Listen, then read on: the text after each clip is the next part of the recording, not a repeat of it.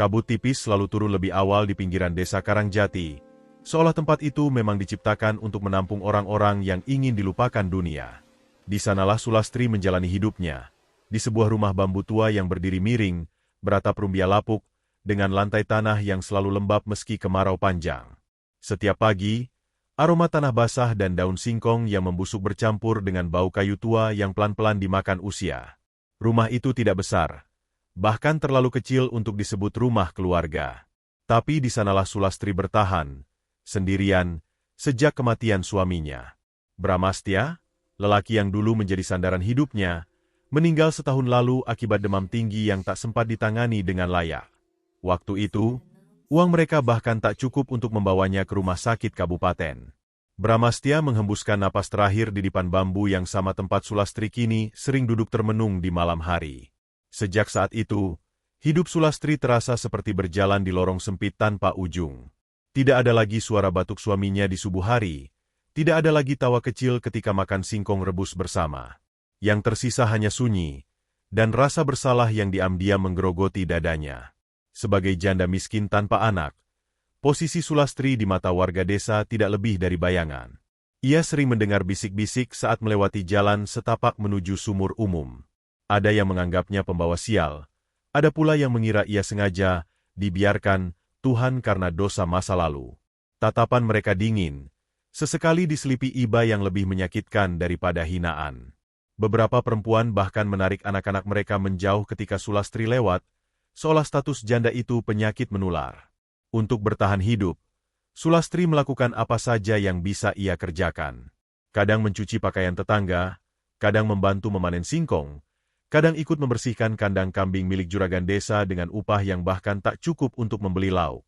Tangannya kasar, kukunya sering patah, dan punggungnya kerap nyeri sebelum matahari condong ke barat. Namun ia jarang mengeluh. Baginya, mengeluh hanya akan memperpanjang derita yang tak pernah benar-benar berakhir. Malam-malam di rumah bambu itu selalu terasa lebih panjang. Angin menyusup lewat celah dinding, membuat pelita kecil bergoyang. Bayangan Sulastri menari-nari di dinding seperti sosok asing yang mengawasinya. Kadang ia terbangun karena suara dedaunan yang bergesekan, kadang karena mimpi tentang Bramastya yang memanggil namanya dari kejauhan. Dalam mimpi itu, wajah suaminya selalu pucat, matanya sayu, dan suaranya terdengar seperti datang dari dalam sumur yang dalam. Setiap kali terbangun, dada Sulastri terasa sesak, namun ia hanya bisa menarik napas panjang dan berbisik lirih, memanjatkan doa-doa sederhana yang ia hafal sejak kecil. Suatu pagi, ketika matahari baru naik setinggi tombak, Sulastri dipanggil oleh ketua RT. Dengan perasaan was-was, ia datang ke rumah kayu itu, pikirannya dipenuhi dugaan-dugaan buruk, mungkin ada keluhan warga, mungkin ia dituduh mencuri, atau sekadar diminta pindah dari tanah yang sebenarnya bukan miliknya. Namun yang ia dengar justru sesuatu yang tak pernah ia bayangkan. Ketua RT menyebut nama Nyonya Karmilah Wuryandari, seorang juragan tempe yang namanya cukup disegani di Karangjati. Perempuan itu dikenal ramah, rajin bersedekah, dan selalu hadir di acara keagamaan. Pabrik tempenya terletak di ujung desa, bangunannya besar, bersih, dan konon memberi pekerjaan bagi banyak warga. Karmilah disebut-sebut sedang mencari tambahan tenaga kerja, dan entah mengapa, nama Sulastri muncul dalam pembicaraan. Bu Karmilah itu orang baik, kata ketua RT waktu itu. Jarang ada juragan mau nerima orang tanpa syarat macam-macam. Kerjanya ya cuma urus tempe. Mendengar itu, dada Sulastri berdesir. Ada rasa harap yang tumbuh perlahan, namun juga ketakutan yang tak bisa ia jelaskan. Ia tahu betul, kesempatan seperti itu jarang datang dua kali, apalagi bagi perempuan sepertinya, janda, miskin, dan nyaris tak punya siapa-siapa. Namun di sisi lain, ada suara kecil di hatinya yang mengingatkan bahwa sesuatu yang datang terlalu mudah seringkali menyimpan harga yang mahal. Sore harinya, Sulastri berdiri di depan pabrik tempe itu. Bangunannya lebih besar dari yang ia bayangkan, temboknya dicat putih, halaman depannya bersih, bahkan ada pot-pot tanaman hijau yang terawat. Dari dalam terdengar suara air dan dentingan alat-alat logam. Karmilah menyambutnya dengan senyum hangat, tatapan matanya lembut, dan tutur katanya penuh kesantunan. Tak ada kesan mencurigakan. Tidak ada aura menekan. Semuanya terasa, terlalu sempurna. Ketika Sulastri pulang ke rumah bambunya sore itu, langkahnya terasa lebih ringan. Untuk pertama kalinya sejak lama, ia merasa mungkin hidupnya akan sedikit berubah. Namun malam itu, saat ia berbaring di dipan bambu, angin berembus lebih dingin dari biasanya. Pelita berkedip-kedip, dan sesaat, Sulastri merasa seolah ada yang berdiri di luar dinding rumahnya, mengamati dengan sabar. Ia menepis perasaan itu, menutup mata, dan memilih percaya bahwa harapan kecil yang baru tumbuh itu bukanlah awal dari sesuatu yang kelam. Ia tak tahu, justru kerentanannya itulah yang membuatnya terpilih. Pabrik tempe milik Nyonya Karmilah Wuryandari mulai berdenyut sebelum ayam jantan sempat berkokok. Saat sebagian besar rumah di Karangjati masih terlelap dalam selimut tipis dan mimpi-mimpi pendek, Sulastri sudah melangkah menyusuri jalan tanah yang basah oleh embun subuh. Udara dingin menggigit kulit, membuat ujung jarinya mati rasa, namun langkahnya tetap mantap. Di kejauhan, bangunan pabrik berdiri seperti bayangan besar yang diam, terlalu diam, seolah menunggu dengan kesabaran yang aneh. Begitu memasuki halaman pabrik, Sulastri selalu merasakan hal yang sama. Udara di sana lebih dingin dibandingkan bagian desa lain. Bukan dingin yang segar, melainkan dingin yang membuat napas terasa berat, seperti menghirup udara dari ruang tertutup yang lama tak dibuka. Lantai semen di dalam pabrik selalu lembab, meski matahari sudah naik, dan bau kedelai mentah bercampur ragi tempe menguar tajam, menempel di pakaian dan rambut. Rutinitas kerja berjalan nyaris tanpa variasi. Sulastri mengangkat karung-karung kedelai, merendamnya di bak besar, mengaduknya dengan kayu panjang hingga air berubah keruh kekuningan. Setelah itu, ia membantu membungkus tempe yang telah difermentasi, membalutnya dengan daun pisang atau plastik tipis, jari-jarinya bergerak cepat, seolah bekerja dengan ingatan otot, bukan pikiran. Semua dilakukan dalam irama yang sama, hari demi hari, seakan waktu di dalam pabrik itu tidak benar-benar bergerak maju. Di sana, Sulastri bekerja bersama dua perempuan lain. Rinawati Halim adalah yang pertama menarik perhatiannya. Perempuan itu selalu datang paling awal. Wajahnya pucat seperti tak pernah tersentuh matahari, matanya cekung, dan bibirnya nyaris tak pernah tersenyum. Ia bekerja dalam diam, nyaris tanpa suara, bahkan langkah kakinya pun nyaris tak terdengar di lantai semen. Jika diajak bicara, jawabannya singkat, seperlunya, dan seringkali diiringi tatapan kosong yang membuat Sulastri merasa sedang berbicara dengan seseorang yang pikirannya berada jauh di tempat lain. Yang kedua adalah Sukma Lenora, kebalikan dari Rinawati. Sukma cerewet, suka tertawa, dan sering memecah kesunyian pabrik dengan cerita-cerita remeh. Namun di sela tawa itu, Sulastri kerap menangkap momen-momen aneh. Sukma tiba-tiba terdiam, matanya menerawang ke satu titik di dinding, seolah melihat sesuatu yang tak terlihat oleh orang lain. Jika ditanya, ia hanya tersenyum canggung dan mengalihkan pembicaraan. Karmilah sendiri selalu hadir setiap pagi. Ia berdiri di sudut pabrik sebelum produksi dimulai, mengenakan mukena putih bersih, tangan terangkat, bibirnya bergerak melafalkan doa-doa panjang. Sulastri tidak begitu memahami isi doa itu, hanya menangkap potongan ayat dan lafaz yang terdengar asing di telinganya. Doa itu diucapkan dengan suara lirih namun tegas, seolah bukan sekadar permohonan, melainkan sebuah pengingat atau perjanjian. Setelah doa selesai, Nyonya Karmilah selalu tersenyum, mempersilakan para pekerja memulai aktivitas. Senyum itu hangat, nyaris keibuan, namun entah mengapa, setiap kali Sulastri menatapnya terlalu lama, ia merasakan perasaan tak nyaman, seperti berdiri di depan cermin yang memantulkan bayangan sedikit terlambat. Hari-hari berlalu tanpa kejadian aneh yang nyata. Tidak ada suara misterius, tidak ada penampakan, tidak ada insiden yang bisa disebut berbahaya. Namun justru ketenangan itulah yang perlahan menggerogoti perasaan Sulastri. Pabrik itu terlalu teratur, terlalu sunyi, bahkan ketika mesin-mesin bekerja. Suara penggiling kedelai terdengar tumpul, seolah tertahan oleh sesuatu, dan gema di dalam ruangan terasa berbeda, seperti ruangan itu menyerap suara, bukan memantulkannya. Kadang, saat subuh masih menggantung di langit, Sulastri merasa seolah ada banyak mata yang mengawasinya dari balik tumpukan karung kedelai atau dari sudut-sudut gelap langit-langit. Namun setiap kali ia menoleh, yang ia lihat hanyalah dinding putih, balok kayu, dan bayangan sendiri yang memanjang. Ia menertawakan perasaannya, menganggap semua itu hanya akibat lelah dan kurang tidur.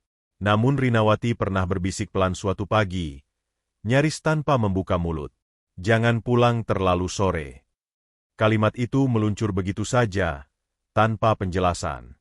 Ketika Sulastri hendak bertanya, Rinawati sudah kembali mengadu kedelai, seolah tak pernah mengatakan apa-apa.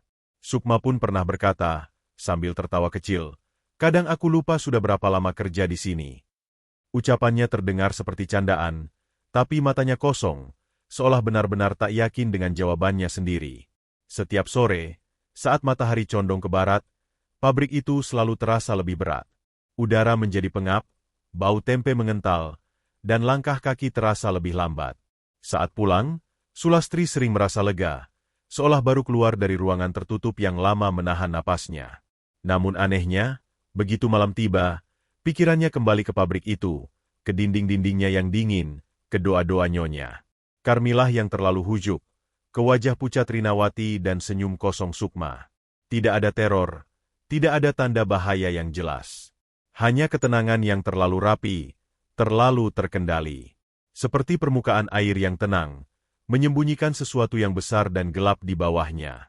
Dan tanpa ia sadari, setiap hari yang ia lewati di pabrik itu bukan sekadar rutinitas, melainkan langkah-langkah pelan menuju sesuatu yang telah lama menunggunya.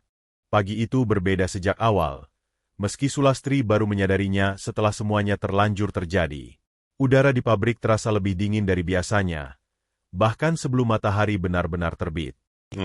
Karmilah datang lebih awal, mukenanya tampak lebih rapi, wajahnya lebih cerah dari hari-hari sebelumnya. Setelah doa panjang yang kembali dilafalkannya di sudut ruangan, ia menoleh ke arah Sulastri dan tersenyum. "Sulastri," katanya lembut, "hari ini ikut antar pesanan, ya. Sekalian belajar." Kalimat itu terdengar sederhana, nyaris remeh. Namun dada Sulastri bergetar pelan, bukan karena senang atau takut yang jelas, melainkan perasaan samar yang sulit ia beri nama. Ia mengangguk patuh. Sebagai pekerja baru, ia tahu tidak pantas menolak. Lagi pula, tambahan pengalaman berarti tambahan kepercayaan. Mobil bak terbuka sudah menunggu di halaman. Catnya kusam, dengan beberapa bagian yang mengelupas, namun mesinnya terdengar kuat. Sopirnya duduk di balik kemudi, seorang pria bertubuh sedang dengan wajah keras dan rahang tegas. Namanya Gantara Wisesa. Sulastri pernah melihatnya beberapa kali, tapi belum pernah benar-benar berbincang. Pria itu jarang tersenyum, jarang bicara, dan selalu tampak seolah pikirannya dipenuhi sesuatu yang tak ingin ia bagi dengan siapapun. "Naik," katanya singkat ketika melihat Sulastri mendekat. Perjalanan dimulai tanpa banyak kata. Mobil melaju meninggalkan Karangjati, melewati jalanan tanah yang diapit sawah dan kebun singkong. Angin pagi menerpa wajah Sulastri, membawa bau lumpur dan dedaunan basah. Ia duduk di bak belakang, di antara tumpukan peti tempe yang tersusun rapi. Sesekali ia memegangi sisi mobil agar tidak terhuyung ketika kendaraan melewati jalan berlubang. Awalnya, perjalanan itu terasa biasa saja, bahkan menyenangkan. Sulastri jarang keluar desa, dan melihat hamparan ladang serta rumah-rumah kecil di desa tetangga memberi kesan dunia yang lebih luas dari yang ia bayangkan. Namun semakin jauh mereka melaju, perasaan ganjil mulai menyelinap. Suasana menjadi sunyi, terlalu sunyi. Angin yang tadi berdesir kini terasa berat, seolah menekan telinga. Bahkan suara mesin mobil terdengar seperti datang dari kejauhan. Di pemberhentian pertama, Gantara menghentikan mobil di depan rumah pelanggan. "Turun," katanya singkat. Sulastri berdiri, bersiap melompat turun seperti yang sering ia lihat orang lakukan. Namun saat kakinya menginjak tepi bak, sesuatu terasa salah. Permukaan logam itu licin, padahal tidak basah. Dalam sekejap, tubuhnya kehilangan keseimbangan. Ia jatuh. Waktu seolah melambat. Sulastri sempat melihat langit biru pucat di atasnya, sempat berpikir tentang rasa sakit yang akan menyambut tubuhnya. Namun yang terjadi justru sebaliknya. Tubuhnya menghantam tanah tanpa suara keras. Tidak ada nyeri yang menusuk. Tidak ada sensasi tulang beradu. Ia tergeletak di tanah. Napasnya masih teratur. Jantungnya berdetak normal. Orang-orang di sekitar berteriak panik. Seorang perempuan menghampirinya, menepuk-nepuk lengannya. "Mbak, Mbak enggak apa-apa." Sulastri bangkit perlahan. Ia menggerakkan tangan, kaki, leher, Semuanya baik-baik saja. Tidak ada lecet, tidak ada memar, bahkan bajunya tidak kotor. Seolah ia baru saja duduk, bukan jatuh dari bak mobil yang cukup tinggi. Aneh, gumam salah satu warga. Sulastri sendiri tak bisa berkata apa-apa. Ia hanya tersenyum kaku, meyakinkan semua orang bahwa dirinya baik-baik saja. Namun ketika ia menoleh ke arah mobil, tatapannya bertemu dengan mata Gantara. Pria itu menatapnya tanpa ekspresi. Tidak panik, tidak heran. Tatapan itu datar, seolah apa yang baru saja terjadi adalah sesuatu yang ia harapkan, atau setidaknya, sesuatu yang sudah ia ketahui akan terjadi. Ada kilatan singkat di matanya, bukan terkejut, melainkan semacam penilaian. Sulastri merinding. Perjalanan dilanjutkan. Di dalam bak mobil, Sulastri duduk lebih hati-hati. Namun pikirannya terus kembali pada jatuh barusan. Logikanya menolak menerima apa yang terjadi. Ia seharusnya terluka. Setidaknya memar. Tapi tubuhnya terasa utuh. Bahkan lebih ringan dari biasanya. Di pemberhentian kedua, kejadian serupa nyaris terulang. Saat ia hendak turun, kakinya kembali tergelincir. Kali ini ia sempat berpegangan, dan tidak jatuh sepenuhnya. Namun sensasi licin itu terasa jelas, seperti ada sesuatu yang sengaja membuatnya kehilangan pijakan. Ia menoleh cepat ke arah Gantara. Sopir itu sudah berdiri di samping mobil, menyalakan rokok, asapnya mengepul pelan. Tatapannya kembali bertemu dengan mata Sulastri. Kali ini, sudut bibirnya terangkat sangat tipis, bukan senyum, lebih seperti isyarat yang hanya ia sendiri pahami. Sepanjang sisa perjalanan, Sulastri nyaris tidak berbicara. Kepalanya dipenuhi pertanyaan. Apakah ia hanya kelelahan? Apakah ini sekadar kebetulan? Atau ada sesuatu yang mulai bergerak di luar kendalinya? Saat mereka kembali ke pabrik menjelang sore, langit mulai menguning. Sulastri turun dari mobil dengan perasaan campur aduk. Karmilah menyambutnya dengan senyum lebar. Bagaimana? Tidak apa-apa? Tanyanya. Tidak, Bu, jawab Sulastri cepat, meski suaranya sedikit bergetar. Karmilah mengangguk puas. Syukurlah. Malam itu, ketika Sulastri berbaring di depan bambunya, tubuhnya masih terasa baik-baik saja. Terlalu baik-baik saja. Namun pikirannya terus terjaga, mengulang jatuh tanpa luka, licin tanpa sebab, dan tatapan Gantara yang seolah tahu lebih banyak daripada yang ia ucapkan. Itu adalah hari pertama Sulastri menyadari bahwa tidak semua bahaya datang dengan rasa sakit. Beberapa datang dengan ketidaklogisan, dan justru itulah yang paling menakutkan. Sejak perjalanan pertama itu, tubuh Sulastri memang baik-baik saja, namun batinnya tidak pernah benar-benar pulih. Ada sesuatu yang tertinggal di benaknya, seperti duri kecil yang tak terlihat tapi terus menusuk setiap kali ia mencoba mengabaikannya. Pagi-pagi ia tetap berangkat ke pabrik, tetap bekerja seperti biasa, tetap menunduk ketika bertemu pandangan orang-orang. Namun langkahnya kini lebih waspada, dan pikirannya selalu setengah terjaga, seolah menunggu sesuatu yang belum ia pahami bentuknya. Hari itu, setelah selesai bekerja lebih awal, Sulastri diminta pulang sendiri karena tidak ada pengantaran tambahan. Ia berjalan kaki menyusuri jalan utama desa yang menghubungkan Karangjati dengan desa sebelah. Jalan itu tidak terlalu ramai, namun kendaraan sesekali melintas dengan kecepatan cukup tinggi karena jalurnya lurus dan terbuka. Matahari sore menggantung rendah, cahayanya menyilaukan, membuat bayangan pepohonan memanjang aneh di aspal. Sulastri berjalan di pinggir jalan, membawa tas kain berisi bekal kosong dan sepotong tempe sisa produksi. Angin sore berembus hangat, namun tiba-tiba hawa di sekitarnya berubah. Udara terasa lebih berat, seperti dipenuhi uap panas yang tak terlihat. Langkah Sulastri melambat tanpa ia sadari. Dadanya terasa sesak, bukan karena lelah, melainkan karena firasat yang datang tiba-tiba dan tak diundang. Saat itulah ia mencium bau amis. Bau itu datang cepat dan menyengat, seperti darah segar yang dibiarkan terbuka di bawah matahari.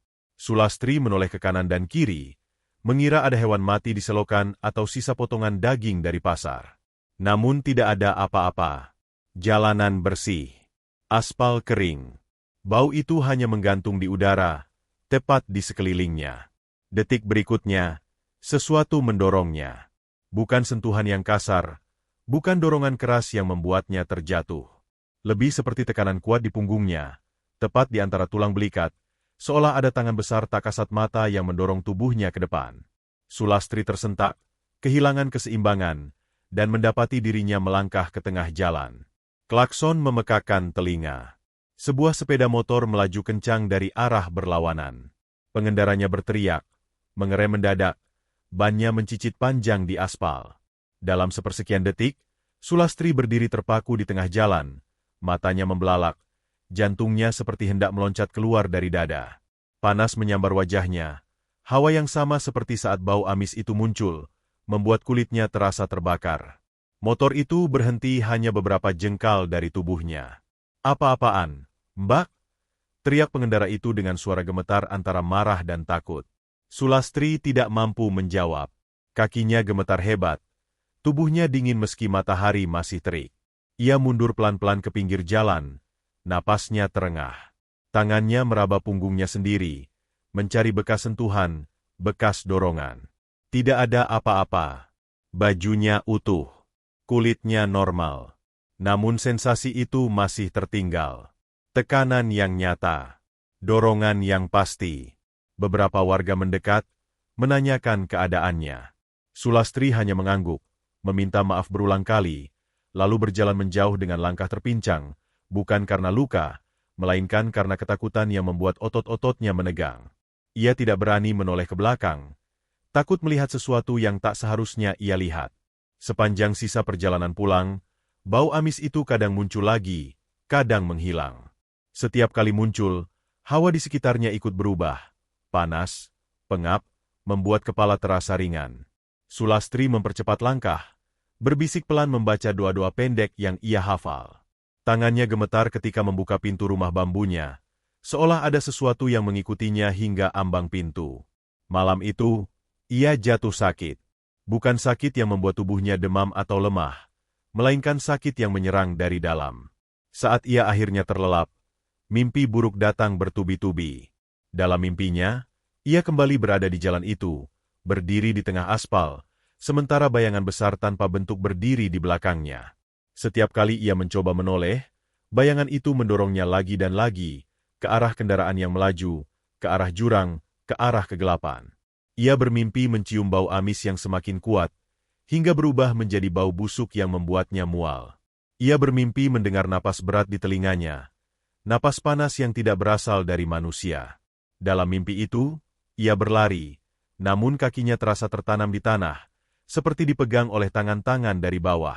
Sulastri terbangun dengan teriakan tertahan di tenggorokan. Peluh membasahi tubuhnya, napasnya tersengal.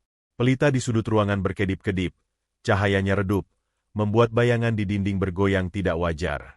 Untuk sesaat, ia merasa bayangan itu bergerak lebih lambat dari gerakan api, seperti ada jeda yang salah. Ia duduk memeluk lutut, air mata mengalir tanpa suara. Pikirannya berputar, mencoba mencari penjelasan yang masuk akal. Kecelakaan, kelelahan, halusinasi.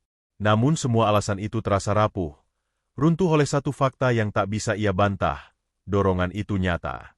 Terlalu nyata untuk diabaikan.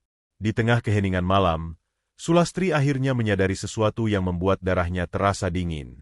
Kejadian-kejadian itu bukan kebetulan. Bukan nasib buruk yang datang acak. Ada pola. Ada jarak yang semakin dekat. Seolah sesuatu sedang mencoba, mengujinya. Atau lebih buruk lagi, mencobanya berkali-kali, mencari celah yang tepat untuk merenggut nyawanya. Dan entah mengapa, jauh di dalam hatinya, Sulastri tahu, apapun yang mendorongnya ke jalan sore itu, tidak akan berhenti begitu saja. Pasar kedai selalu hidup sejak matahari belum sepenuhnya bangun. Deretan lapak kayu berdiri rapat, atap terpalnya bergelombang tertiup angin pagi. Bau sayur segar bercampur ikan asin, rempah, dan tanah basah menyatu menjadi aroma khas yang hanya bisa ditemukan di tempat seperti itu. Sulastri berjalan menyusuri lorong sempit pasar dengan keranjang anyam di tangannya, mencoba membiarkan hiruk-pikuk di sekelilingnya menenggelamkan bayangan-bayangan mengganggu yang masih menghuni kepalanya sejak kejadian di jalan beberapa hari lalu. Hari itu ia ikut Sukma Lenora ke pasar untuk membeli kebutuhan pabrik. Karmilah berhalangan datang, Dan untuk pertama kalinya Sulastri merasa lega meninggalkan pabrik meski hanya beberapa jam. Udara pasar terasa lebih hangat, lebih hidup. Tidak ada dingin yang menggigit. Tidak ada keheningan aneh yang menekan dada. Suara tawar-menawar, tawa, dan langkah kaki manusia terasa nyata, terlalu nyata, seolah menjadi penawar dari dunia lain yang diam-diam mengintainya. Di salah satu sudut pasar, mereka berhenti di lapak kedelai. Karung-karung besar tersusun rapi. Biji kedelai kuning pucat berkilau terkena cahaya pagi. Disitulah Sulastri pertama kali bertemu Ragil Pradana. Ragil tidak tampak seperti pedagang kebanyakan. Tubuhnya tidak terlalu besar, namun tegap, dengan wajah yang selalu terlihat tenang. Matanya tajam namun hangat, dan senyumnya datang dengan mudah, tidak dibuat-buat. Ia mengenakan kemeja lusuh yang bersih, lengannya tergulung hingga siku, memperlihatkan bekas-bekas goresan lama, tanda kerja keras yang bertahun-tahun. Pagi, sapanya ramah saat melihat Sukma mendekat. Seperti biasa. Sukma mengangguk ceria, lalu memperkenalkan Sulastri. Ragil menoleh, menatap Sulastri sejenak, lalu tersenyum sopan. Tatapan itu berbeda dari tatapan orang-orang di desa. Tidak menilai, tidak mengasihani. Hanya tatapan biasa, seolah Sulastri adalah manusia utuh, bukan sekadar janda miskin dengan masa lalu suram. Percakapan mereka mengalir ringan. Ragil bercerita tentang hasil panen kedelai yang menurun, tentang cuaca yang tak menentu, tentang pasar yang semakin ramai sejak ada jalur baru ke kota. Sulastri mendengarkan, sesekali tersenyum, sesekali menimpali dengan komentar kecil. Ia terkejut menyadari betapa lama rasanya sejak terakhir kali ia berbincang tanpa rasa was-was, tanpa perasaan sedang diawasi. Untuk pertama kalinya dalam waktu yang lama, dada Sulastri terasa hangat. Saat Sukma pergi sebentar ke lapak lain, Ragil menurunkan suaranya. "Kamu baru kerja di pabrik tempe itu?" "Ya." Sulastri mengangguk, sedikit heran. "Iya, baru beberapa minggu." Ragil menghela napas pendek. Matanya melirik sekeliling sebelum kembali menatap Sulastri. "Aku nggak mau ikut campur, tapi pabrik itu berkembang terlalu cepat." Kalimat itu sederhana, diucapkan tanpa nada menakut-nakuti. Namun jantung Sulastri berdegup lebih cepat. "Maksudnya?" "Dulu cuma kecil," lanjut Ragil pelan. "Produksinya biasa saja. Sekarang pesanan datang dari mana-mana. Padahal bahan baku, tenaga kerja, semua sama. Nggak masuk hitungan orang dagang." Sulastri terdiam. Kata-kata Ragil seperti menyentuh sesuatu yang selama ini ia rasakan namun tak berani ia ucapkan. "Bu Karmilah orang baik," katanya akhirnya, lebih seperti meyakinkan diri sendiri. Ragil tersenyum tipis. "Aku nggak bilang dia jahat. Aku cuma bilang, kadang ada hal-hal yang nggak kelihatan." Sukma kembali sebelum percakapan itu berlanjut. Namun sepanjang sisa waktu di pasar, kata-kata Ragil terus terngiang di kepala Sulastri. Aneh. Namun alih-alih membuatnya takut, peringatan itu justru memberi rasa lega. Setidaknya kini ada orang lain yang melihat kejanggalan yang sama. Setidaknya ia tidak sendirian dalam perasaan itu. Saat mereka hendak pulang, Ragil membantu mengangkat karung kedelai ke atas gerobak. Tangannya cekatan, gerakannya tenang. "Hati-hati di jalan," katanya pada Sulastri. "Kalau ada apa-apa, pasar ini selalu ada." Kalimat itu sederhana. Namun bagi Sulastri terdengar seperti janji kecil, bahwa masih ada tempat di dunia yang tidak dingin, tidak gelap, dan tidak menuntut apa-apa darinya selain menjadi dirinya sendiri. Dalam perjalanan pulang, Sulastri duduk di gerobak, memandangi jalanan desa yang disinari matahari siang. Angin menerpa wajahnya lembut, tidak panas, tidak amis. Untuk pertama kalinya sejak teror-teror itu dimulai, ia tidak mencium bau darah, tidak merasakan tekanan di punggungnya. Hatinya terasa lebih ringan, pikirannya lebih jernih. Malam itu, ia tidur tanpa mimpi buruk. Tidak ada bayangan mendorongnya, tidak ada napas panas di telinganya. Hanya keheningan biasa, dan rasa lelah yang wajar setelah seharian beraktivitas.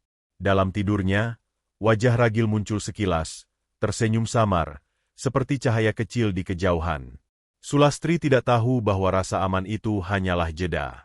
Sebuah tarikan napas sebelum tenggelam lebih dalam. Namun malam itu, untuk sesaat saja, Ia mengizinkan dirinya percaya bahwa hidup mungkin masih menyisakan ruang untuk harapan, meski harapan itu berdiri rapuh di atas tanah yang mulai retak. Pagi itu dimulai seperti pagi-pagi lainnya. Namun ada sesuatu di udara yang terasa salah sejak Sulastri melangkahkan kaki ke halaman pabrik. Langit masih abu-abu, matahari tertutup awan tipis, dan embun belum sepenuhnya menguap dari tanah. Biasanya, suara ayam dan aktivitas warga menyertai langkahnya. Tapi hari itu, Karangjati terasa lebih sunyi, seolah desa menahan napas. Begitu pintu pabrik dibuka, hawa dingin langsung menyergap. Dingin yang menusuk tulang, padahal mesin-mesin belum dinyalakan. Sulastri merapatkan jaket tipisnya, menarik napas pelan. Bau kedelai mentah tercium seperti biasa, namun di balik itu ada aroma lain, halus, samar, tapi mengganggu. Seperti besi berkarat yang lama terendam air. Rinawati sudah ada di dalam, berdiri di dekat bak perendaman, wajahnya lebih pucat dari biasanya. Sukma datang beberapa menit kemudian, tersenyum lebar seperti biasa, meski matanya terlihat sayu. Karmilah belum tampak. Hal yang jarang terjadi, karena biasanya perempuan itu selalu datang paling awal. Bu Karmilah belum datang, tanya Sulastri pelan. Rinawati menggeleng tanpa menoleh. Belum. Mesin-mesin dibiarkan mati. Pabrik terdiam. Hanya suara tetesan air dari keran yang bocor memecah keheningan. Sulastri mulai bekerja membungkus tempe yang sudah jadi, berusaha menepis rasa tidak nyaman yang makin menguat. Jam dinding berdetak pelan. Suaranya terdengar terlalu jelas, seperti dipukul-pukul ke dalam kepala. Tiba-tiba, suara itu datang. Bukan deru biasa. Bukan bunyi mesin yang dinyalakan secara wajar. Suara itu muncul mendadak, kasar, seperti raungan besi yang dipaksa bangun dari tidur panjang. Mesin penggiling kedelai di sudut ruangan menyala sendiri. Sulastri tersentak. Sukma menjerit kecil. Rinawati membeku di tempat. Siapa yang nyalain? Suara Sukma gemetar. Tidak ada yang menjawab. Saklar di dinding masih dalam posisi mati. Mesin itu bergetar hebat. Gigi-giginya berputar tanpa henti, mengeluarkan suara berderak yang membuat bulu kuduk berdiri. Bau kedelai yang tergiling menyebar cepat, namun bercampur dengan aroma lain yang kini tak lagi samar. Bau amis. Bau darah segar. Sulastri menutup hidungnya refleks. Lambungnya bergejolak. Bau itu terlalu nyata, terlalu kuat, seperti ada luka terbuka di dalam ruangan. Aku matiin, kata Sulastri tanpa sadar. Suaranya terdengar jauh di telinganya sendiri.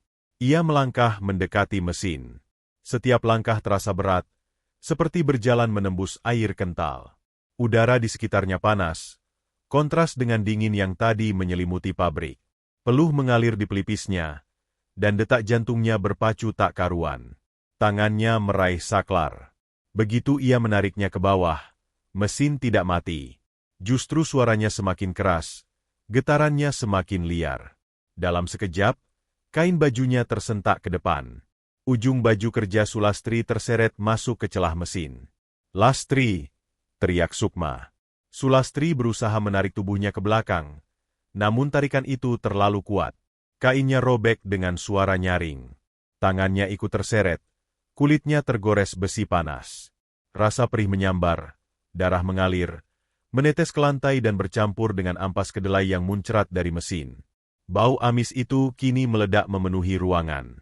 Sulastri menjerit, bukan hanya karena sakit, tapi karena di sela raungan mesin, ia mendengar sesuatu yang lain, seperti tawa berat yang tertahan, datang dari dalam mesin itu sendiri. Dalam kepanikan, tanpa berpikir, tanpa sempat mengingat dari mana asalnya, Sulastri melafalkan doa. Doa lama. Doa masa kecil yang dulu sering dibacakan kakeknya sebelum tidur. Lafaznya keluar terbata, bercampur isak, namun kata-katanya terasa hangat di lidahnya. Seperti sesuatu yang lama tertidur kini terbangun. Begitu doa itu terucap, dunia di sekelilingnya berubah. Suara mesin terdengar teredam, seperti datang dari balik dinding tebal. Cahaya di pabrik meredup, warnanya memudar. Pandangan Sulastri mengabur sesaat, lalu menajam dengan cara yang tak pernah ia alami sebelumnya. Ia melihatnya, bukan dengan mata biasa. Di sekeliling mesin, bayangan-bayangan hitam bergerak. Mereka tidak memiliki bentuk pasti, hanya gumpalan gelap dengan mata samar yang berkilat. Beberapa merayap di langit-langit, beberapa berdiri di sudut ruangan, menatapnya dengan rasa lapar yang telanjang. Dari dalam mesin, sesuatu yang lebih besar menggeliat, bentuknya berlapis-lapis, seperti tubuh yang disatukan dari kegelapan dan darah. Sulastri tersentak mundur. Tarikan di tangannya melemah, cukup baginya untuk menarik diri sepenuhnya. Ia terjatuh ke lantai, terengah-engah, memeluk tangannya yang terluka. Mesin itu tiba-tiba berhenti. Hanya suara napas Sulastri yang terengah, dan detak jantungnya yang menggema di telinga. Bau darah masih menggantung, berat dan pekat. Ketika ia menoleh lagi, bayangan-bayangan itu menghilang. Pabrik kembali seperti semula. Dinding putih, mesin mati, lantai kotor oleh ampas kedelai. Sukma berlutut di sampingnya. Wajahnya pucat pasi. Rinawati berdiri jauh. Tubuhnya gemetar. Matanya berkaca-kaca namun tidak terkejut. Seolah apa yang baru saja terjadi bukan hal baru baginya. Karmilah masuk beberapa saat kemudian. Wajahnya tegang, namun cepat berubah menjadi ekspresi khawatir. Ia bertanya-tanya, memeriksa luka Sulastri, memerintahkan yang lain membersihkan ruangan. Semua kembali berjalan, seolah kejadian barusan hanyalah kecelakaan kerja biasa. Namun bagi Sulastri, tidak ada yang kembali normal. Tangannya perih, tapi rasa sakit itu kalah oleh kesadaran yang baru tumbuh di dalam dirinya. Ia tahu apa yang ia lihat bukan halusinasi. Terlalu jelas. Terlalu hidup. Dunia yang selama ini tersembunyi kini terbuka sedikit, dan ia telah mengintip ke dalamnya. Malam itu, saat ia membersihkan lukanya sendiri di rumah, pantulan wajahnya di baskom air tampak berbeda. Matanya terlihat lebih dalam, lebih gelap. Dan di balik tatapan itu, ada sesuatu yang terjaga, sesuatu yang telah lama menunggu saatnya bangun. Sulastri sadar, gerbang itu sudah terbuka. Dan apapun yang mengintainya selama ini, kini tahu bahwa ia mulai bisa melihat. Sulastri kembali ke pabrik 2 hari setelah insiden mesin penggiling itu. Tangannya masih dibalut kain bersih. Lukanya belum sepenuhnya menutup, namun nyonya Karmilah bersikeras bahwa ia tak perlu bekerja berat. Anggap saja pemulihan, kata perempuan itu dengan suara lembut yang nyaris menenangkan. Namun justru kelembutan itulah yang kini membuat bulu kuduk Sulastri berdiri. Sejak doa itu terucap, sejak pandangannya berubah, dunia tidak lagi sama. Begitu melangkah melewati ambang pintu pabrik, Sulastri langsung merasakan tekanan yang berbeda. Udara di dalam ruangan terasa berlapis, seperti ada tirai-tirai tak kasat mata yang saling bertumpuk. Cahaya lampu terlihat redup, bukan karena kurang terang, melainkan karena seolah diserap oleh sesuatu. Setiap suara terdengar ganda, langkah kaki yang bergaung terlambat, tetesan air yang seperti jatuh 2 kali. Ia menarik napas perlahan. Dan saat itulah ia melihat mereka.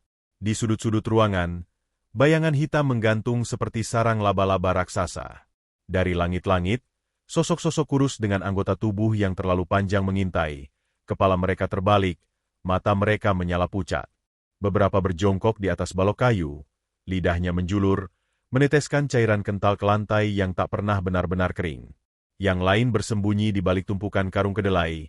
Tubuh mereka berdenyut pelan, seolah bernapas.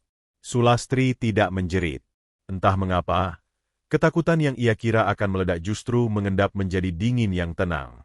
Doa-doa kecil yang dulu sering ia dengar kembali terngiang di kepalanya, bukan sebagai bacaan, melainkan sebagai pengingat. Jangan panik, jangan menantang, lihat dan pahami. Rinawati berdiri tak jauh darinya, mengaduk kedelai dengan gerakan lambat. Dari sudut pandang baru Sulastri, perempuan itu terlihat berbeda.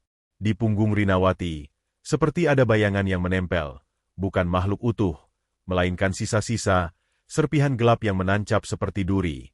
Wajah Rinawati yang pucat bukan karena sakit, melainkan karena sebagian hidupnya seperti terus disedot oleh sesuatu yang tak kasat mata. Sukma juga tak luput dari pandangannya. Di sekeliling perempuan ceria itu, ada lingkaran samar, seperti batas tak terlihat. Setiap kali Sukma tertawa, lingkaran itu bergetar, menahan sesuatu agar tidak keluar. Kini Sulastri mengerti mengapa Sukma sering melamun. Sebagian dirinya selalu sibuk menjaga keseimbangan yang rapuh itu. Mereka penyangga. Sebuah suara berbisik di telinga Sulastri. Suara itu tidak datang dari satu arah. Ia terdengar dari dinding, dari lantai, dari udara itu sendiri. Suara berlapis, tua, serak, dan penuh kesabaran yang mengerikan. Yang lama, yang hampir habis. Sulastri menelan ludah. Ia tidak berani menoleh, takut melihat pemilik suara itu. Namun bisikan itu terus berlanjut, masuk ke kepalanya seperti asap. Tumbal sebelumnya gagal. Retak, tidak utuh. Ia melihat kilasan-kilasan yang bukan miliknya. Wajah-wajah perempuan lain, buram dan pucat, berdiri di tempat yang sama bertahun-tahun lalu. Mereka bekerja, mereka diam, mereka menghilang. Beberapa mati perlahan, sakit yang tak bisa dijelaskan. Beberapa pergi begitu saja, meninggalkan desa tanpa pernah kembali. Rinawati dan Sukma adalah sisa-sisa dari upaya yang tak sempurna, cukup hidup untuk menjaga, cukup menderita untuk menahan. Dan kamu, bisikan itu berhenti sejenak, seolah menikmati jeda. Utuh. Sulastri menggenggam tangannya sendiri. Luka di telapak tangannya berdenyut, bukan karena sakit, melainkan seperti menjawab panggilan. Ia menyadari sesuatu yang membuat dadanya terasa sesak. Sejak awal, ia tidak dipilih secara kebetulan. Kejatuhan tanpa luka, dorongan di jalan, mesin yang menyala, semuanya adalah uji. Penilaian. Penyaringan. Rinawati tiba-tiba menoleh ke arahnya. Untuk sesaat, mata mereka bertemu. Di mata Rinawati, Sulastri tidak melihat ketakutan, melainkan permohonan. Permohonan yang sunyi, nyaris tak bersuara. Bibir Rinawati bergerak sangat pelan. Pergi, katanya tanpa suara. Namun sebelum Sulastri sempat merespons, langkah kaki terdengar dari arah depan. Karmilah masuk ke dalam pabrik. Sosoknya tampak sama seperti biasa di mata orang lain. Rapi, bersih, tersenyum. Namun di mata Sulastri, perempuan itu diselimuti cahaya gelap yang berdenyut pelan, seperti jantung raksasa yang tersembunyi di balik kulit manusia. Makhluk-makhluk di langit-langit bergerak gelisah. Beberapa menunduk, beberapa menarik diri ke sudut, seperti anak-anak yang patuh pada induknya. Suara bisikan mereda, berubah menjadi gumaman rendah yang hampir terdengar seperti doa terbalik. Karmilah menatap Sulastri lama. Terlalu lama untuk sekadar memastikan keadaannya. Senyumnya mengembang sedikit lebih lebar. Kamu kelihatan lebih segar, katanya. Seperti baru bangun dari tidur panjang. Sulastri tidak menjawab. Ia kini tahu makna kalimat itu. Hari itu berlalu dengan lambat. Setiap menit terasa seperti jam. Sulastri bekerja seminimal mungkin, menjaga diri agar tidak menarik perhatian. Namun makhluk-makhluk itu terus mengawasinya. Ia bisa merasakan tatapan mereka menempel di kulitnya, menimbang, menilai, menunggu. Saat sore tiba dan pabrik mulai sepi, bisikan itu kembali, lebih dekat dari sebelumnya. Kali ini hanya satu kata, diulang-ulang, seperti mantra yang ditanam paksa di kepalanya. Tumbal. Sulastri pulang dengan langkah gontai. Di rumah bambunya, ia duduk lama dalam gelap, tanpa menyalakan pelita. Ia mengingat wajah Bramastya, kakeknya, doa-doa lama yang dulu terasa sederhana. Kini ia mengerti, semua itu bukan sekadar warisan kebiasaan. Ada garis yang ditarik jauh sebelum ia lahir, dan ia baru saja melangkah ke dalamnya. Ia bukan yang pertama, tapi ia mungkin akan menjadi yang terakhir, entah sebagai korban, atau sebagai sesuatu yang jauh lebih berbahaya. Malam turun di Karangjati tanpa suara penanda. Tidak ada jangkrik, tidak ada anjing menggonggong, bahkan angin pun seolah enggan bergerak. Rumah bambu Sulastri berdiri sunyi di tepi desa, diterangi cahaya bulan yang pucat dan terpotong-potong oleh bayangan daun pisang. Pelita di dalam rumah menyala kecil, apinya bergetar seperti napas yang ditahan. Sulastri duduk di lantai tanah, punggungnya bersandar pada dinding bambu. Sejak pulang dari pabrik sore tadi, dadanya tidak pernah benar-benar tenang. Bisikan kata itu, tumbal, terus berdengung di kepalanya, kadang lirih, kadang begitu jelas hingga terasa seperti suara orang berdiri tepat di belakangnya. Ia memeluk lutut, menarik napas panjang, mencoba menenangkan diri dengan doa-doa pendek. Namun malam ini, doa terasa berat di lidah, seolah udara di sekitarnya menolak kata-kata suci itu keluar. Bau amis datang lebih dulu. Bukan bau yang menyengat seperti di pabrik, melainkan bau darah yang dipanaskan, pekat, hangat, membuat tenggorokan terasa kering. Sulastri mengangkat kepala. Pelita berkedip, cahayanya meredup lalu terang kembali, namun bayangan di dinding bergerak tidak seirama. Ada bayangan yang terlambat. Ada yang terlalu besar untuk berasal dari tubuhnya. Tanah di bawah rumah bambu bergetar pelan. Getaran itu halus, hampir seperti langkah kaki yang ditahan. Dari kejauhan, terdengar suara berat, seperti sesuatu yang menyeret tubuhnya di atas tanah. Sulastri berdiri perlahan, jantungnya berdegup keras. Ia ingin berlari, namun kakinya terasa tertancap. Dari celah-celah dinding bambu, hawa panas menyusup, kontras dengan dinginnya malam. Lalu atap rumah itu berderit. Suara bambu tua yang tertekan oleh beban berat. Debu jatuh dari sela-sela atap, menimpa rambut dan bahu Sulastri. Ia mundur satu langkah, matanya menatap ke atas dengan napas tertahan. Bayangan besar menutup cahaya bulan. Bayangan itu tidak bergerak cepat, melainkan turun perlahan, seolah menikmati setiap detik ketakutan yang tumbuh di dalam dada manusia di bawahnya. Makhluk itu muncul dengan suara nafas berat yang menggetarkan udara. Wajahnya bulat, terlalu bulat untuk ukuran tubuhnya yang raksasa. Kulitnya hitam legam, berkilat seperti dilapisi minyak. Dua mata besar menyala merah kekuningan, menatap lurus ke arah Sulastri tanpa berkedip. Rambutnya kusut, lebat, menjuntai hingga ke dada, bergerak-gerak sendiri seperti hidup.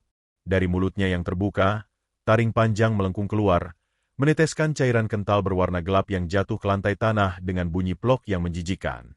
Sulastri mundur hingga punggungnya menyentuh dinding. Napasnya tercekat.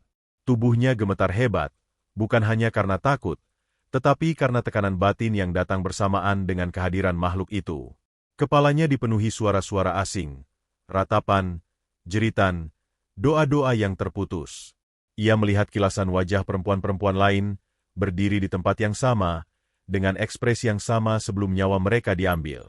Makhluk itu melangkah maju. Setiap langkahnya membuat rumah bambu bergetar. Tiangnya berderak menahan beban yang seharusnya merobohkannya. Udara menjadi panas, seperti napas dari tungku raksasa. Sulastri merasakan dadanya ditekan oleh sesuatu yang tak terlihat, membuatnya sulit bernapas. Air mata mengalir tanpa ia sadari, bukan hanya karena takut, tetapi karena rasa putus asa yang mencoba merenggut kehendaknya untuk bertahan. Utuh! Suara makhluk itu terdengar, bukan dari mulutnya, melainkan langsung di dalam kepala Sulastri. Suaranya berat, bergema, penuh rasa lapar yang nyaris sabar. Sudah lama menunggu. Sulastri ingin menjerit, namun suaranya hilang. Tubuhnya terdorong ke depan tanpa sentuhan. Ia tersungkur ke lantai, lutut dan telapak tangannya menghantam tanah. Rasa sakit menyambar, nyata dan tajam. Makhluk itu mendekat, taringnya berkilat di cahaya pelita yang hampir padam. Dalam jarak sedekat itu, Sulastri mencium bau busuk yang bercampur amis, bau kematian yang telah berumur puluhan tahun. Ia menutup mata, pikirannya melayang ke wajah Bramastya, ke suara kakeknya yang dulu membacakan doa dengan tenang di malam-malam hujan. Di ambang ketakutan total itu, sesuatu di dalam dirinya bergerak. Bukan amarah, bukan keberanian, melainkan pengakuan. Pengakuan bahwa ia melihat, bahwa ia tahu apa yang berdiri di hadapannya. Dan bahwa ia tidak sendirian. Pelita tiba-tiba menyala terang. Apinya meninggi tanpa sebab. Bayangan makhluk itu terpantul di dinding, tampak lebih besar, lebih mengerikan, namun juga retak. Seolah ada bagian dari wujudnya yang tidak stabil. Makhluk itu berhenti bergerak. Mata menyala itu menyipit, bukan karena marah, melainkan karena waspada. Untuk pertama kalinya sejak kemunculannya, makhluk penjaga pesugihan itu tidak melangkah maju. Ia berdiri diam, menatap Sulastri yang kini perlahan bangkit. Tubuhnya masih gemetar namun matanya terbuka penuh. Di antara rasa takut yang masih mengguncang, Sulastri merasakan sesuatu yang lain. Kesadaran dingin bahwa malam ini bukan hanya tentang dirinya sebagai korban. Malam ini adalah pertemuan. Pertemuan antara yang dipilih dan yang memilih. Antara manusia yang diincar, dan makhluk yang selama ini tak pernah gagal mengambil nyawa.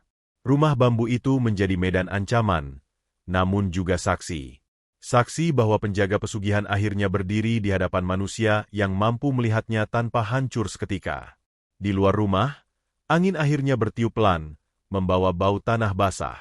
Namun di dalam, dua dunia saling menatap dalam diam yang mencekam, menunggu siapa yang akan bergerak lebih dulu. Dan Sulastri tahu, apapun yang terjadi setelah malam ini, hidupnya tak akan pernah kembali seperti semula. Makhluk itu masih berdiri di ambang rumah bambu. Tubuh raksasanya hampir menyentuh langit-langit yang rendah. Nafasnya terdengar berat, mengandung bara panas yang membuat udara di sekeliling Sulastri bergetar. Mata menyala itu tak lagi hanya memancarkan rasa lapar, melainkan juga keraguan. Keraguan yang tidak seharusnya dimiliki oleh penjaga pesugihan yang telah menelan begitu banyak nyawa tanpa perlawanan berarti. Sulastri berdiri dengan tubuh gemetar, namun kakinya kini berpijak mantap di tanah. Dalam kepalanya, kenangan lama muncul satu persatu, jelas dan teratur, seolah seseorang membuka kembali pintu yang telah lama terkunci. Ia teringat kakeknya, lelaki tua berwajah teduh dengan sorot mata yang selalu tenang. Kakek yang dulu sering duduk bersila di serambi rumah, membaca doa-doa panjang dengan suara rendah namun penuh wibawa, terutama ketika malam terasa terlalu sunyi. Ilmu itu bukan untuk menyerang. Suara kakeknya terngiang, jernih di tengah gemuruh ketakutan. Ia hanya akan bangkit jika darahmu sendiri memanggilnya. Dan jika saat itu tiba, jangan ragu. Keraguan adalah pintu masuk mereka. Sulastri menarik napas dalam-dalam. Dulu, ia hanya menghafal doa itu tanpa benar-benar mengerti. Hizib Ghazali, begitu kakeknya menyebutnya, rangkaian ayat dan kalimat kuno yang tak pernah dituliskan, hanya diwariskan lewat lisan dan niat. Ia tidak pernah menyangka bahwa suatu hari doa itu akan terucap bukan sebagai latihan, melainkan sebagai benteng terakhir antara hidup dan mati. Makhluk itu mendesis. Suaranya bergema di dinding bambu. Tekanan batin kembali menghantam, mencoba merobohkan keteguhan yang baru saja tumbuh. Tanah di bawah kaki Sulastri terasa panas, seolah menyala dari dalam. Namun kali ini, ia tidak jatuh. Ia tidak tersungkur. Dengan suara bergetar namun jelas, Sulastri mulai melafalkan hizib itu. Kata demi kata mengalir, awalnya terputus-putus, lalu semakin lancar. Udara di dalam rumah berubah. Bau amis tergantikan oleh aroma getir yang asing, seperti daun kering terbakar. Pelita menyala semakin terang, apinya memanjang dan berwarna kebiruan. Bayangan makhluk itu di dinding bergetar hebat, seolah wujudnya tak lagi mampu menempel sempurna pada dunia ini. Makhluk raksasa itu meraung. Raungannya bukan lagi ancaman, melainkan jeritan sakit yang memekakkan telinga. Ia melangkah maju, mengayunkan lengannya yang besar, namun gerakannya terasa berat, tertahan oleh sesuatu yang tak terlihat. Sulastri melanjutkan doa. Suaranya kini lebih dalam, lebih mantap, seolah bukan hanya berasal dari tenggorokannya, melainkan dari lapisan terdalam dirinya. Cahaya samar muncul di sekeliling tubuhnya, bukan cahaya terang yang menyilaukan, melainkan kilau redup seperti bara yang tersembunyi di balik abu. Setiap kalimat hizib yang terucap membuat makhluk itu mundur satu langkah. Kulit hitamnya mulai retak. Dari celah-celahnya keluar asap pekat berbau busuk. Pertarungan itu tidak terjadi dengan saling serang fisik, melainkan benturan kehendak. Tekanan batin dari makhluk pesugihan beradu dengan niat dan warisan darah yang mengalir dalam diri Sulastri. Ia merasakan panas menjalar di nadinya, bukan membakar, melainkan menguatkan. Rasa takut belum sepenuhnya hilang, namun kini ia berdiri di atasnya, bukan tenggelam di dalamnya.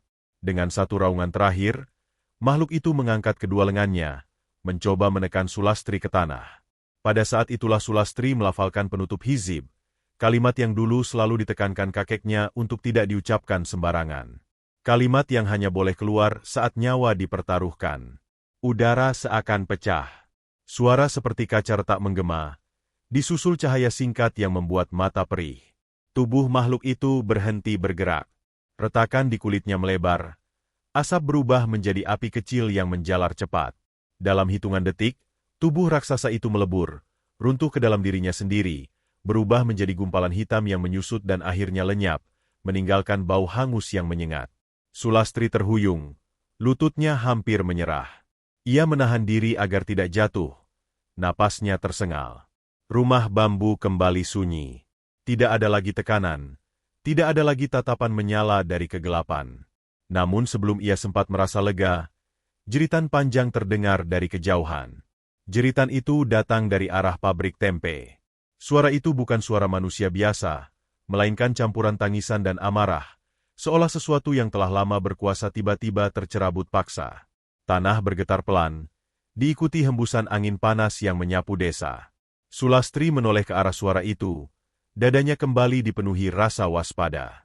Ia tahu, apa yang barusan terjadi di rumahnya bukanlah akhir, melainkan awal dari runtuhnya sesuatu yang jauh lebih besar.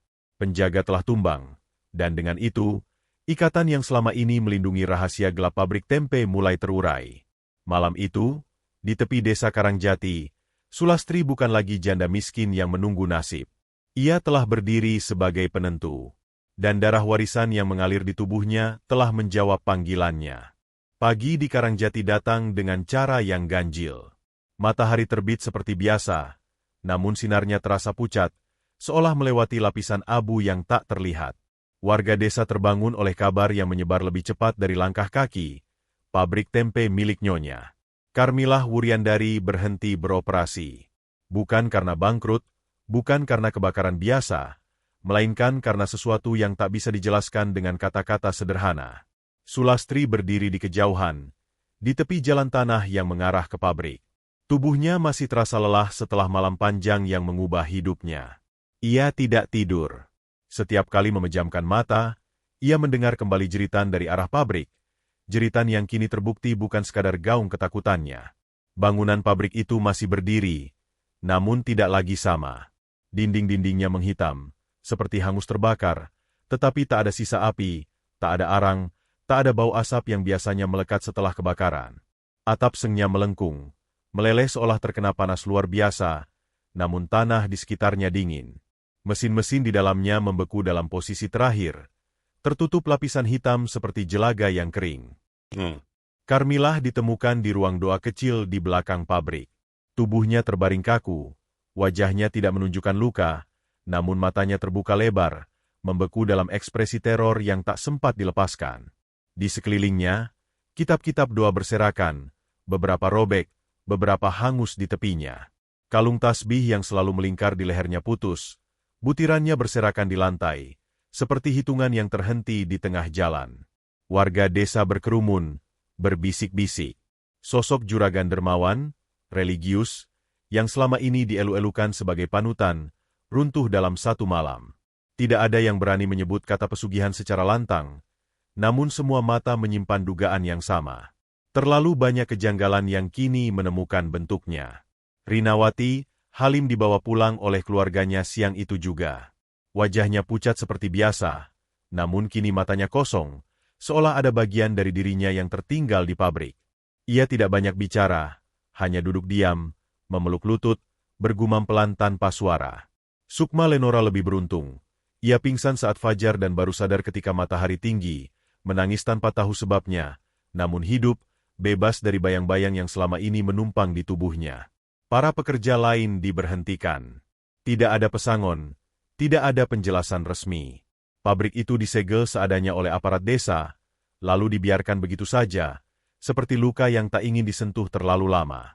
Orang-orang sepakat untuk tidak membicarakannya lagi, seolah dengan diam, semuanya bisa dilupakan. Namun bagi Sulastri, tidak ada yang bisa benar-benar dilupakan. Ia dipanggil ke balai desa sore itu. Beberapa tetua desa menatapnya dengan campuran rasa ingin tahu dan takut. Tidak ada tuduhan, tidak ada pujian. Hanya pertanyaan-pertanyaan yang berhenti di tengah jalan, seolah mereka sendiri takut mendengar jawabannya. Sulastri menjawab seperlunya. Ia tidak menceritakan semuanya.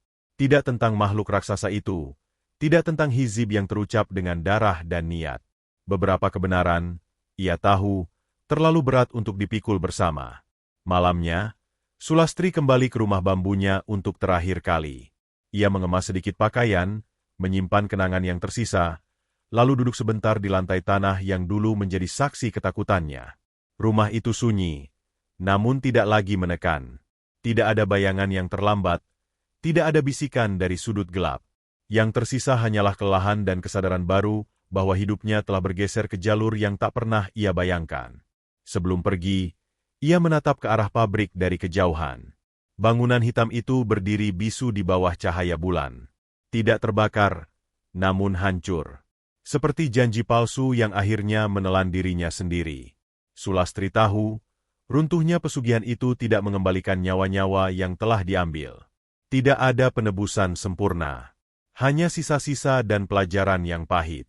Ia melangkah meninggalkan Karangjati saat fajar berikutnya menyingsing. Tidak ada yang mengantar, tidak ada yang menahan.